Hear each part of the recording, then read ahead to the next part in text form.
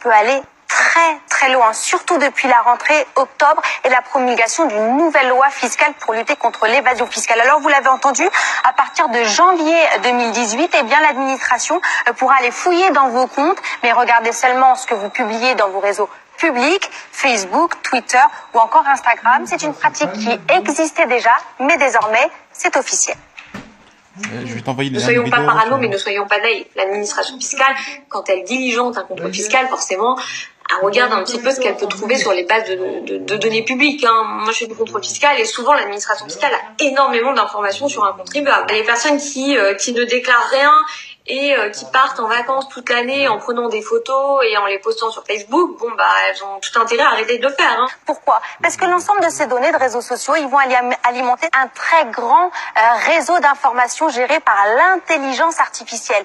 C'est clair, il y a un an, si le fisc en avait après vous, il allait appeler votre banque, par exemple, et lui demander plus de détails, vos relevés bancaires, par exemple. Et la banque, à ce moment-là, s'exécutait.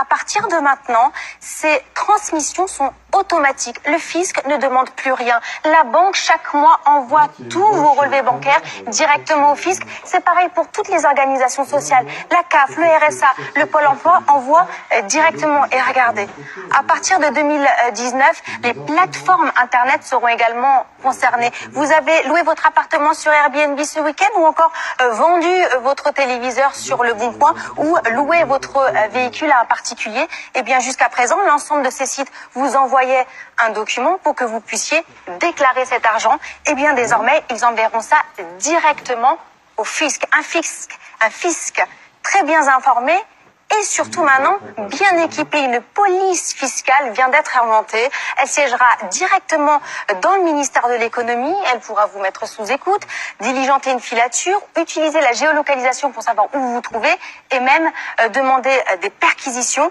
Enfin, regardez, ça c'est une pratique qui vient des pays anglo-saxons. Vous savez, l'argent, la France, généralement, va être un petit peu discret. Alors quand quelqu'un a été pris en flagrant délit, on ne disait rien. Eh bien désormais, c'est le name and shame. Si vous êtes pris, si vous êtes fraudeur, eh bien votre nom pourrait apparaître dans la presse. Objectif, dissuader les autres de faire comme vous.